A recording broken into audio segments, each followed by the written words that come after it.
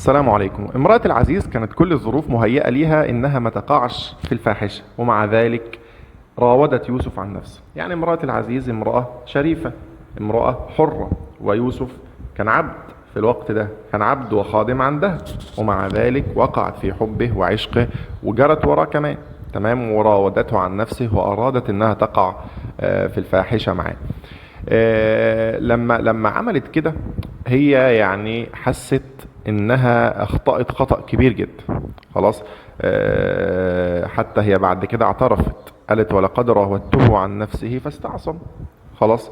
فهي اعترفت انها اخطأت خطأ كبير جدا. طيب، الواحد لما بيقع في معصية هو حاجة من اتنين: اما ان هو بيعترف بخطأه وبيبطل يعمل المعصية ديت، تمام، او ان هو بيكابر. الناس بقى اللي بتكابر ديت بتعمل حاجة من اخطر الحاجات اللي ممكن تتعمل، انها بتحاول تخلي كل الناس زيها.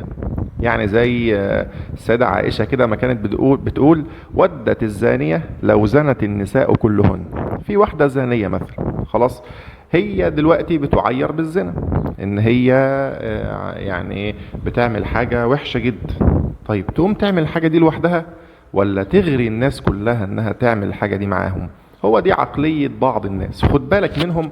عايزك تحذر منهم حذر شديد جدا، ان في بعض الناس بيظهر لك بمظهر الناصح، يعني ان هو قلبه عليك وان هو يعني عايز مصلحتك ومش عارف ايه، وعايزك تعمل ذنب معين. طبعا هو مش هيقول لك ان هو ذنب. يعني مثلا بنت بتكلم ولاد مثلا، ويعني كلام محرم بقى، وبتتشات معاهم يعني معاصي فواحش من المعاصي اللي منتشرة دي. البنت ديت واحدة من ضمن شلة لها أصدقاء وزمايل وكده. من مصلحتها انها تغري اصحابها ان هم كمان يكلموا ولاد: خدي يا بنتي عيشي حياتك، خدي رقم الولد ده كلميه، وفي ولد مش عارف جامد جدا خدي كلميه، وهكذا. ليه؟ عشان لما لو اتخانقوا مثلا وحبوا مثلا يقولوها يا بتاعت فلان، هي كمان تقول لهم طب ما انت بتاعت فلان، مفيش حد احسن من حد. فدي مشكله كبيره جدا في اهل المعاصي. ان انا يعني عايزك دايما تحط نفسك في بيئه كويسه، ودايما لو في صديق من اصدقائك بيعمل معصية، دايما خلي الاغلبية تقاوم هذه المعصية. مش يعني ما تسيبوش هو اللي يوقعك في المعصية، لا، انت اللي خليه يتوب من المعصية ديت، علشان تبقى الشلة يعني كويسة ونقية وطاهرة. فاهمين انا عايز اقول ايه؟ امرأة العزيز لما وقعت في المشكلة الكبيرة جدا ديت، لقت النساء بيتكلموا عليها: وقال نسوة في المدينة امرأة العزيز تراود فتاها عن نفسه قد شغفها حبا. ده الست اتهبلت، الست بتراود العبد بتاع ده. اصلا يعني يقبح بالمرأة انها تراود حد عن نفسه، يعني حتى لو كان الحد ده حر وشريف وجميل وكل حاجة، تمام، انما مش عبد وغريب وصغير في السن وغير متزوج، لا. فمتخيل بقى انها وصل بها السوء انها بتراود عبد عندها عن نفسه، ايا كان طبعا العبد ده سيدنا يوسف طبعا، يعني حاجة كبيرة جدا، بس هو في موازين الناس ساعتها هو عبد عندها. خلاص، يعني درجة تانية يعني في المجتمع، واخد بالك، او تالتة او رابعة. المهم، لما النساء اتكلموا عليها واستهانوا بيها واتفضحت في البلد، هي عملت نفس الحاجة اللي انا بقولك احذر منها ديت. لمت النساء دول وعايزة توقعهم في نفس اللي هي وقعت فيه، تمام، اللي هي اللي هم يقعوا معاها في الفاحشة، او على الاقل يعشقوا يوسف او يقعوا في حب يوسف عليه السلام. ف وقال نسوة في المدينة امرأة العزيز تراود فتاها عن نفسه قد شغفها حبا إنا لنراها في ضلال مبين. الست دي اتهبلت، مخها ضرب، هم بيقولوا كده، تمام، كويس. فلما سمعت بمكرهن أرسلت إليهن، عايزة توقعهم في نفس الفخ اللي هي وقعت فيه، في نفس الحفرة اللي هي وقعت فيه. وخد بالك ده هدف كبير جدا عند أهل المعاصي. أحيانا بيبقى مقتنع إن هو عاصي، ومقتنع ان هو غلطان، ومقتنع ان هو اقل منك عشان انت ما بتعملش المعصيه ديت، لكن مع ذلك هو بيسعى انه يخليك تقع في المعصيه عشان ما يبقاش في حد احسن من حد. فانت اصحى للحته ديت، ما تخليش حد يوقعك فيها ابدا. فلما سمعت بمكرهن أرسلت إليهن وأعتدت لهن متكئا. تعالوا، عزمتهم على الغدا مثلا وقعدتهم، ويعني جهزت لهم مكان وآتت كل واحدة منهن سكين، ادت كل واحدة سكين عشان تقطع بيها الأكل يعني، أو تقطع بيها الفاكهة اللي هي كانت جايبها لهم يعني. وهي اختارت التوقيت الصحيح، ما هي ناصحة، هي عارفة المشكلة فين. هي عايشة مع يوسف بقالها فترة كبيرة جدا، وطبعا وده اللي خلاها تقع في الموضوع ده. وإن شاء الله لينا كلام تاني عن الموضوع الخلوة وإطالة النظر ويعني إن الواحد يقعد في مكان فيه فتنة يعني. خلاص. لكن احنا دلوقتي بنتكلم بس عن حتة ان لو حد بيعمل معصية فهو هيفضل وراك لحد ما تعملها، عشان ما تبقاش احسن منه. خد بالك من الحتة دي. المهم، فيعني ايه، ادت كل واحدة سكينة وهم بيقطعوا الفاكهة دخلت يوسف عليهم. فطبعا نظروا ليوسف وانبهروا من جمال يوسف. وقطعنا ايديهن، بدل ما يقطعوا التفاح او الاكل اللي كانوا بياكلوه، قطعوا ايديهم. طبعا ما قطعوهاش خالص يعني، عوروا نفسهم يعني من كتر الانبهار بيوسف عليه السلام. وقلنا حاشا لله ما هذا بشر إن هذا إلا ملك كريم. ده مش بشر، ده ملك. من كتر الانبهار والفناء اللي حصل لهم عن نفسهم وعن رؤية أي حد غير يوسف عليه السلام، قطعوا ايديهم يعني، عوروا نفسهم. انت متخيل الموضوع وصل لحد فين؟ وقطعنا ايديهن وقلنا حاشا لله ما هذا بشر ان هذا الا ملك كريم. امرأة العزيز بقت حست بلذة الانتصار، وده اللذة ديت اللي بيحسها اي صاحب معصية لما يوقع الناس فيها. نعوذ بالله، ربنا يعافينا من المعاصي واهلها. قالت ايه؟ قالت فذلكن الذي لمتنني فيه.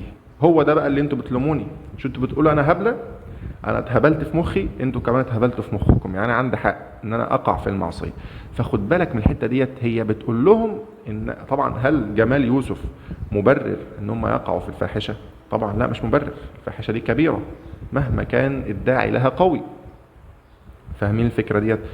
فهل ده مبرر؟ لا مش مبرر، بس هي اقنعتهم بكده. وده اللي العاصي بيعمله. الواحد مثلا بيعمل ذنب او بيرتكب كبيره، مثلا بيشرب مخدرات مثلا، هو بيبرر لنفسه المخدرات ديت، بيقول لك مش احسن من اللي بيسرق مثلا، اما اشرب يعني سجاره حشيش، ولا ما اخد لي اي حبايه كده ولا بتاع، مش احسن من اللي بيزني، مش احسن. هو طبعا هو كلها سيئات، كلها ذنوب، كلها كبائر. خلاص. فهو بررها لنفسه وبيغري الناس وبيخليهم يقتنعوا، يقول له يا عم اشرب يا عم عادي يعني، ربنا غفور رحيم ومش احسن من اللي بيسرق. تمام. فيخليه هو كمان يقع في الايه، في الذنب، عشان ما يبقاش حد احسن من حد. خد بالك من الحته دي، لان طبعا الطاعه لها عزه والمعصيه لها ذل. يعني الحسن البصري كان بيقول ايه؟ انهم وان طقطقت بهم البغال وهملجت بهم البراذين، يعني ركبوا افخم حاجه يعني، فان ذل المعصيه لا يفارق قلوبهم، ابى الله الا ان يذل من عصاه. فالمعصيه لها ذل، فهو مش عايز يقعد في الذل ده لوحده، هو يعني يبتلي، هو عايز الناس كلها تتوسخ زي ما هو توسخ. تمام كده؟ فيعني ربنا يعافينا جميعا يا رب، اللهم امين. المهم، قالت فذلكن الذي لمتنني فيه. فهي كمان اقنعتهم ان هو الطبيعي ان احنا نقع في حب يوسف، والطبيعي ان احنا نقع في الفاحشه معاه، عشان هو جميل، عشان هو ملك شبه الملائكه. فاهمين؟ شوف المبررات. وطبعا هم يعني في الهوى سوا، زي ما احنا بنقول، هم كلهم على نفس الدرجه من السوء. تمام كده؟ بس هي كده بقت راضيه عن نفسها، حست بلذة الانتصار، وحتى الانكسار اللي كان عندها لما جوزها قفشها يعني مع يوسف، كانت اكيد منكسره ساعتها انها اتقفشت في وضعيه سيئه زي كده، والنساء بيتكلموا عليها ومتضايقه لما لقتهم هم كمان. وطبعا هي تقوت بناس اشبهها، يعني ناس مش كويسين زيها يعني، فهي تقوت بيهم بقى لما لقتهم هم كمان بيقولوا كده. قالت بقى يبقى انا كان عندي حق، ولئن لم يفعل ما امره ليسجنن وليكون من الصاغرين. طب بقى لو ما عملش اللي انا عايزاه ورجع التاني، ركبت دماغها تاني ورجع. ودي مشكله اصدقاء السوء يعني، دي لو لها ناس، لو حواليها ناس كويسه، عمرها ما هتفكر ترجع تاني حتى لو غلطت مره.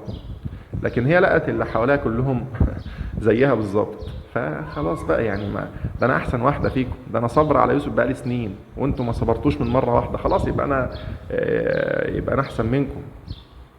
انتم متخيلين صحبة السوء بتخلي الإنسان يقع في الفواحش العظام ويعمل الذنوب الكبيرة جدا وهو شايف نفسه كويس. هي شايفة نفسها كويسة، ده أنا صابرة بقالي سنين، ده أنا كده ليها الجنة.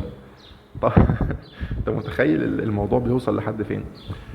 فرجعت تاني للهبل بتاعها والعشق والمرض اللي كان عندها يعني، وقالت ولئن لم يفعل ما آمره ليسجنن ولا يكونن من الصاغرين، ده انا هذل لو ما سمعش الكلام. طبعا يوسف عليه السلام قال رب السجن احب الي مما يدعونني اليه، يا رب انا اتسجن وما قعش في هذا الذنب وهذه الكبيره. فيعني ربنا نجاه بفضل اعتصامه بالله سبحانه وتعالى. تمام كده؟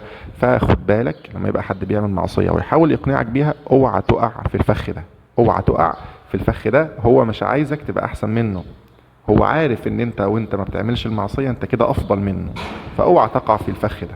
تمام؟ بس والسلام عليكم ورحمه الله.